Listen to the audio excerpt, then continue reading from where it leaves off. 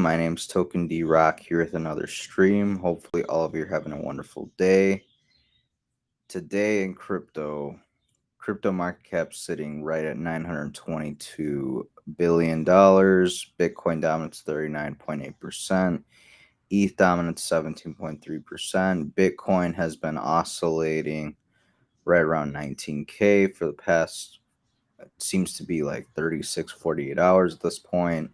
Bitcoin sitting just below 19,100, ETH sitting just below 1,300, BNB just barely above 270, Cardano just barely above 39 cents, Solana barely above $31, Polkadot at 619, Matic at 79 cents. Overall, market is down just a little bit from where we were a few days ago. Looking at the Dow, we are up just barely, sitting right now at 29,338.95. We're up a whopping 102 points for the day. Will this turn to some weakness later on the day? Again, time will tell. Looking at the 1 hour or the 1 minute chart, pardon me, for Bitcoin. Bitcoin did break below 19,000 just here in the past few hours, dipping as low as 18,960 or 965, something around there. And the bulls have been able to drive price action just above 19,085. We're going to see if that line of support holds moving forward. Looking at the 1 hour chart, again, things aren't looking too good for the bulls. We are finding a solid amount of support right at these price levels, which served as the all-time high for the 2017 cycle. So again, if this does break down, we are going lower, probably $18,000, $17,000, $16,000 Bitcoin. But we'll see. Time will tell. Head over to Twitter for the news, one way or another, up or down. This is going to resolve violently. I agree. I think we are most likely going to see a drop in Bitcoin, probably to at least 16K at some point here in the next month or so. That's just my opinion, not trying to be a bear. I don't think we're going to be rallying anytime soon. That's just my opinion. SEC launching an investigation into Bored Ape Yacht Club creator Yuga Labs. Rather interesting development. Will this cause some more FUD in the market? Will this cause more uncertainty, fear, and doubt, driving prices down further? Grayscale says the SEC's treats spot Bitcoin ETF with special harshness. Grayscale is going after the SEC. They're actually suing the SEC. So rather interesting that Grayscale has the audacity and the balls to do that. But good to see someone's trying to step up and hold the SEC accountable for its special harshness. Dubai has a spot Bitcoin ETP launched by 21 shares. The world is not waiting for the USA. The USA was thought to be the first country to have a spot Bitcoin ETF. Looks like Dubai is doing something similar with their spot Bitcoin ETP launching by 21 shares. Again, USA is falling behind when it comes to innovation and things like that in the crypto space. While we are positioned to be the biggest adopters slash users of cryptocurrency, I think we're lagging behind, unfortunately. The Saudis dismissed the U.S. request because they believed it was related to the midterm elections. It's a Wall Street Journal citing sources. Rather interesting that the Saudis believed the request was related to the midterm elections. Were they correct? It's highly possible. I mean, Joe Biden is more or less begging the Saudis for cheaper oil at this point in time.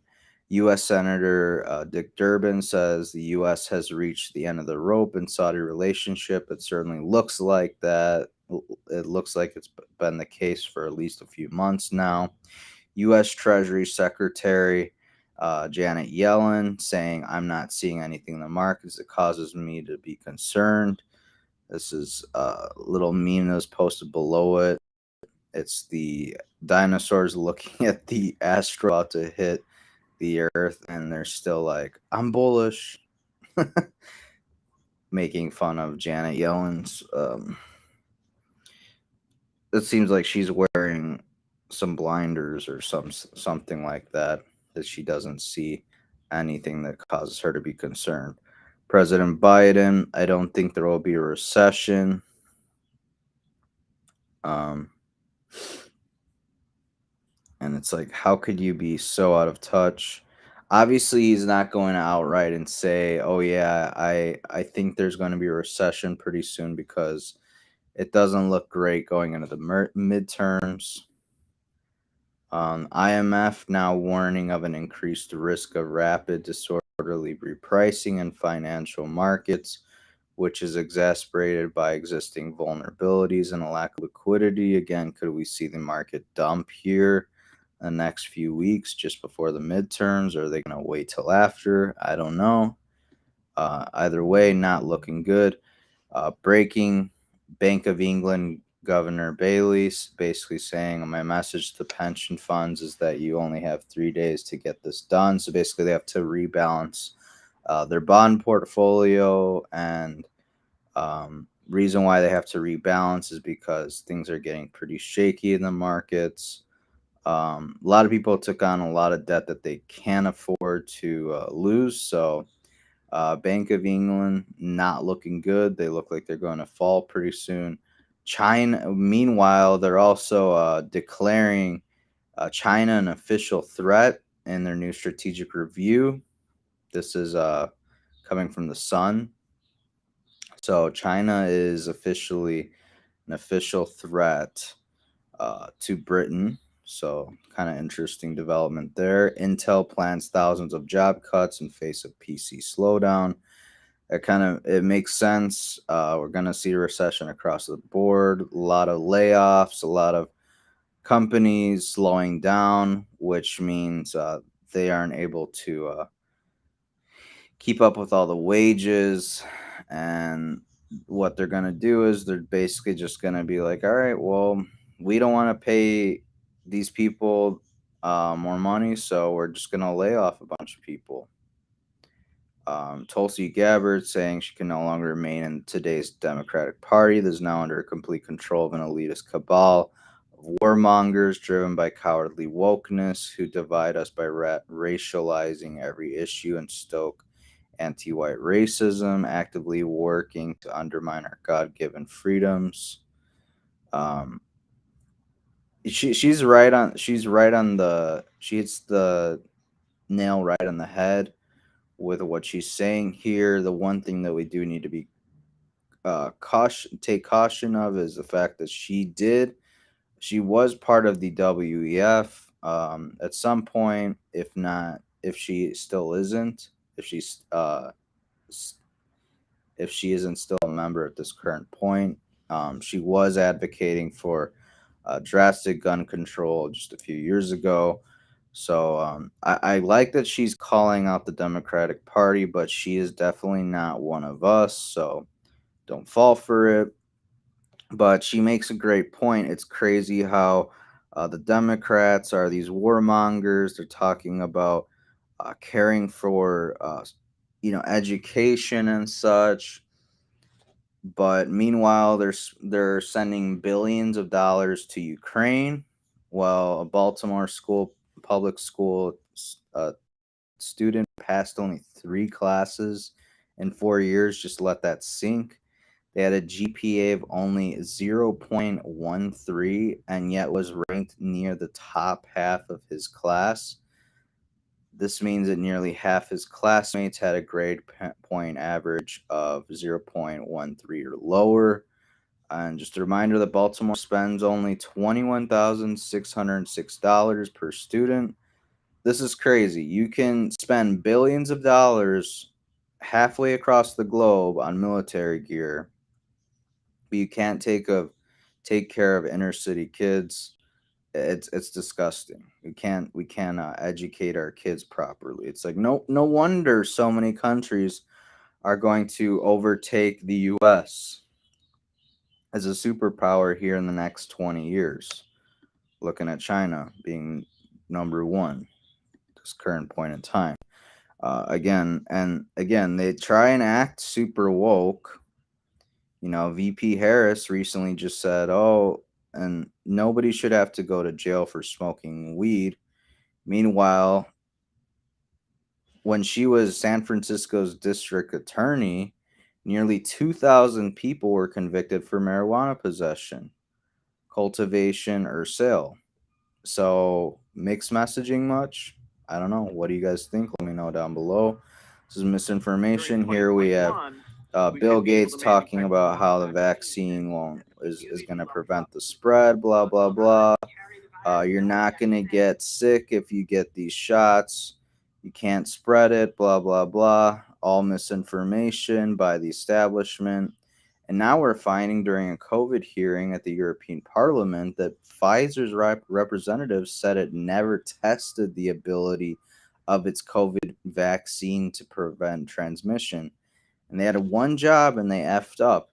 Meanwhile, you had Rochelle Walensky, Rachel Maddow, Dr. Fauci, Joe Biden, among many other people, telling you to just take the jab. It it prevents the transmission. You're not going to get sick with it. Again, all misinformation. Now we're learning. Pfizer said they had to move at the speed of science to get these jabs to market. Of course, they didn't test them. Of course, we didn't test them. How disgusting is this? We are witnessing the unraveling of one of the biggest public health scandals of all time, and yet still the vast majority of our politicians and media are remaining complicit by their silence. They are cowards. Shame on all of them. And I agree, shame on all of them. This is disgusting that government and the media was complicit in all of this, and they're getting away with all of it. So it turns out get vaccinated to save other people was a farce. I think I owe a lot of people an apology. I genuinely thought I could trust the experts. I'm very disappointed to have been hoodwinked by the propaganda of 2020. It's just crazy, you guys. I have people in my own community from local bands, and I had a former friend who had a girlfriend. They basically shat on me in the DMs, basically saying I'm an uneducated anti-vaxxer just because I was talking about how there may be side effects. Because I was spewing something different than the establishment. Oh well, I'm uneducated. I'm gonna get people killed because of my stupidity. I should just follow the science. Blah blah blah. And it's funny because these people went to school, went to college supposedly for these discussions, these topics, whether it came to medical treatment by and large or vaccines, etc. It's like, how could you go to school for this and still get this so wrong? Oh, that's right, because you believe everything on CNN, MSNBC. Oh, they're not lying to you. It's like, Jesus Christ, get a grip, people. I'll leave you guys with this clip. Biden says, "All my buddies either became firefighter, a cop, or a priest. I wasn't qualified for any of them, so here I am." So what does that say? I don't know, but this guy, man, he's screwing up the country quite a bit. Not gonna say that Trump was perfect, but my goodness, night and day difference the way the country's headed. But that about does it for today's stream, you guys. Do you think Bitcoin's going to experience some more downside movement? Is Dow Jones going to hold up for the day? Time will tell. We'll be here tomorrow right around the same time, 9:15 a.m. Central Standard Time. I hope you guys enjoy the stream. If you're over on YouTube, please like and subscribe. Hit notification bell to be notified when we go live next. Until tomorrow, guys, take care and invest wisely. Bye-bye. We will learn about the CPI numbers tomorrow, so it should be interesting. Should drive the markets a bit.